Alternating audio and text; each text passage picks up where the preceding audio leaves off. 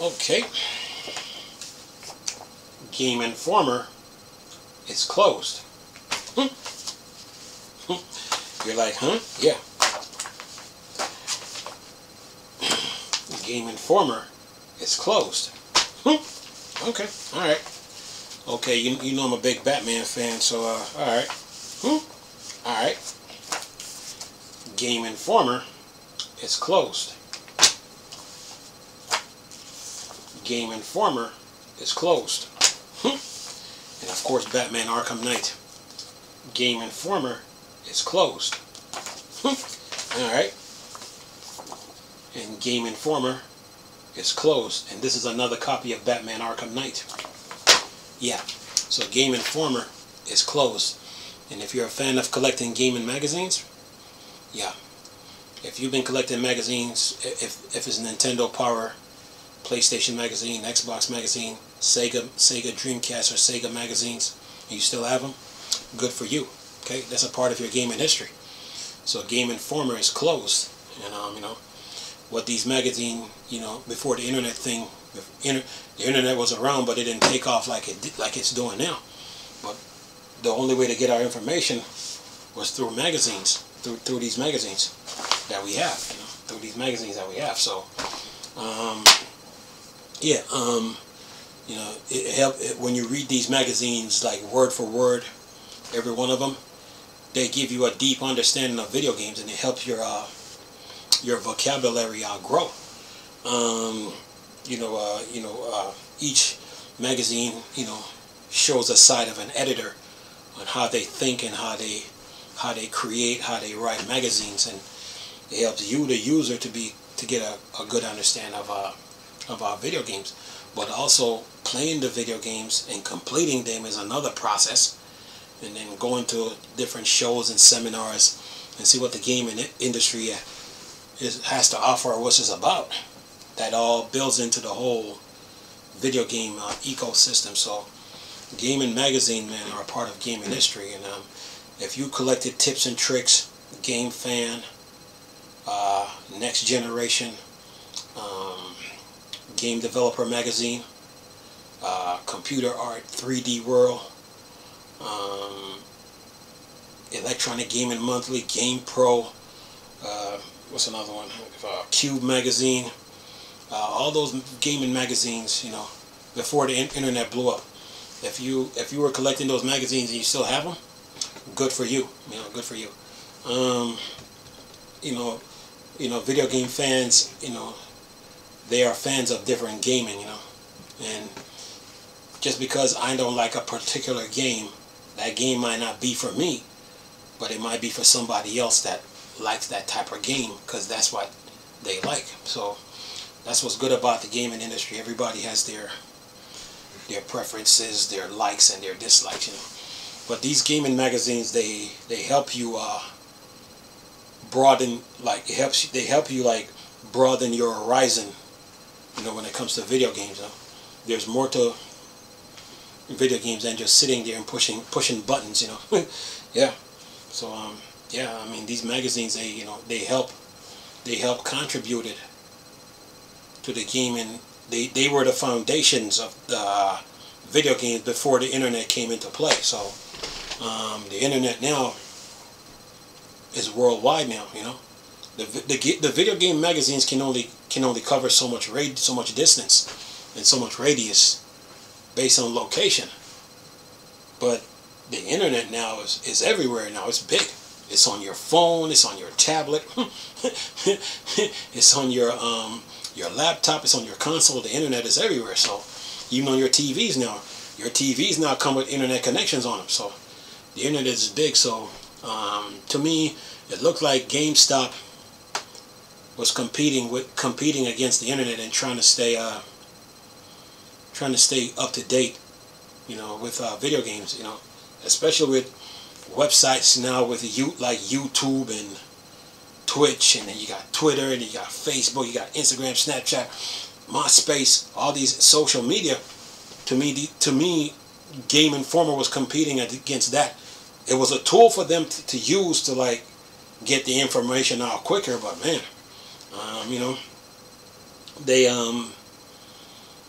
Game Informer is not here anymore. Listen to this. I got two articles here. One from eTechnics and one from NeoWin.net. Listen to this. Game Informers. Let me go to NeoWin.net first. Get this one first. Let's see here. Where is it? The one from eTechnics says this. Let me do this one first. Game Informer shut down after 33 years. It says after 33 years, the iconic Game Informer magazine is closing its doors. The closure follows a recent layoff at GameStop, the magazine and preparing company, as retailer faces financial challenges. Game Informer has been a cornerstone in the gaming community, providing comprehensive review and news features. And the decision to shut down Game Informer comes amid significant changes at GameStop. The company has been laid off staff across various departments, including the editorial team at Game Informer. While the exact number of affected employees remain undisclosed, the impact is evident. Game Informer editor-in-chief expresses his sorrow over the shutdown, highlight the dedicated and passion of the team. He assures readers that the staff will continue to produce content until the final issue. The news has left many longtime fan and industry professionals reminiscing about the magazine contribution to the gaming world. There has been a major change in the gaming journalism with closures of Game Informer. Over its 33-year run, the magazine provides insight and coverage that shaped the industry. From its exclusives, game reveals, and detailed reviews, its absence will be deeply felt. Alright, now for NeoWin.net. That first article was from eTechnics, now NeoWin. Says GameStop shuts down Game Informer magazine and website after 33 years. Says Game Informer, one of the longest running video game print magazines of all time, has released its final issue today. In a subscription abrupt decision, retailer GameStop shut down the magazine and closes its companion website. GameStop has also decided to wipe out all of the content from Game Informer website, leaving only a brief message and image revealing the closure of the website and magazine. GameStop has not made any further official comment on this decision, including why it was made. And then it says Game Informer magazine was the first launched in August 1991 as a newsletter from the FuncoLand gaming retail store. GameStop purchased FuncoLand in 2000 and continued to publish the Game Informer magazine. The companion website launched in 1996, and while it was closed after GameStop bought the magazine, it was revived in 2003.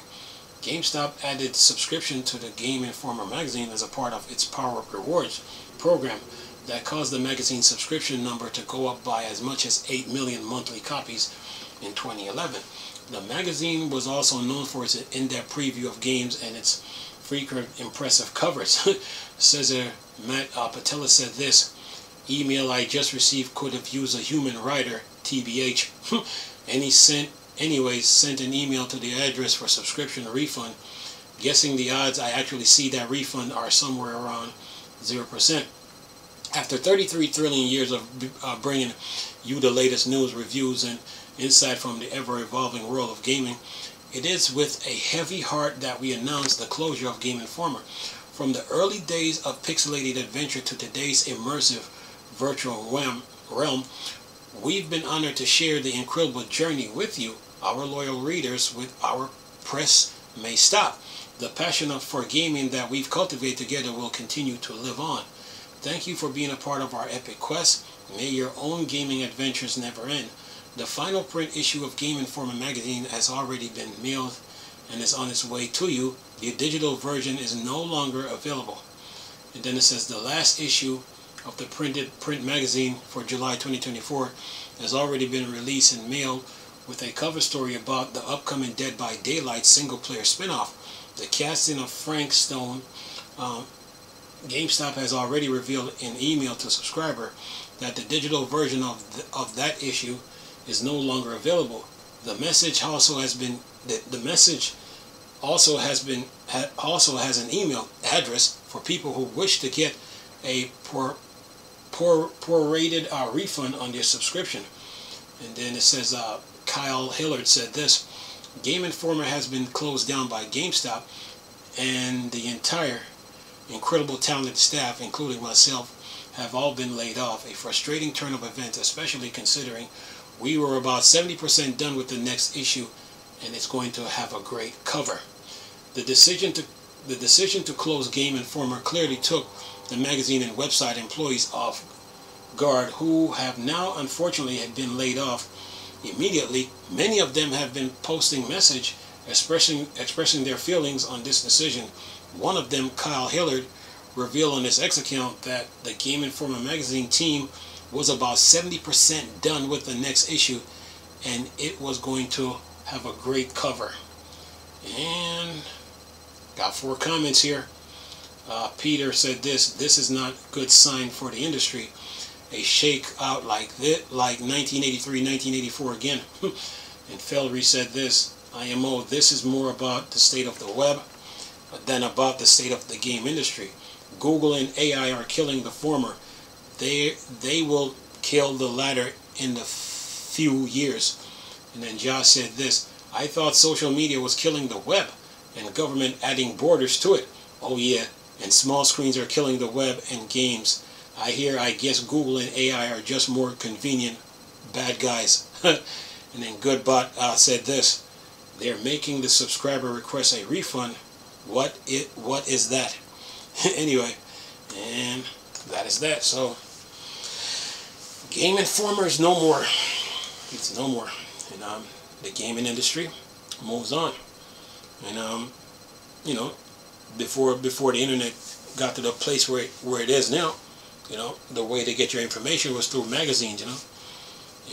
Sometimes they were giving you $20. They were giving you like $20 for 12 copies. You would get 1 copy a month. So, because every month covers different subjects, and within those magazines they had different games they had to cover. So yeah, so that was a way for us to get our information about video game before the internet took off. And then right around the mid 90s, you saw the internet start to take shape. You saw computers, the prices of computers start to drop so the consumers could get it. So it happened in step-by-step phases, and then when they got to the 2000s, the computer industry took off. So yeah, the internet became very, very big. It was a big thing. Like every home had to have a computer. That's how serious the internet was. When it took off, like every home, every apartment had to have at least 1 computer in it.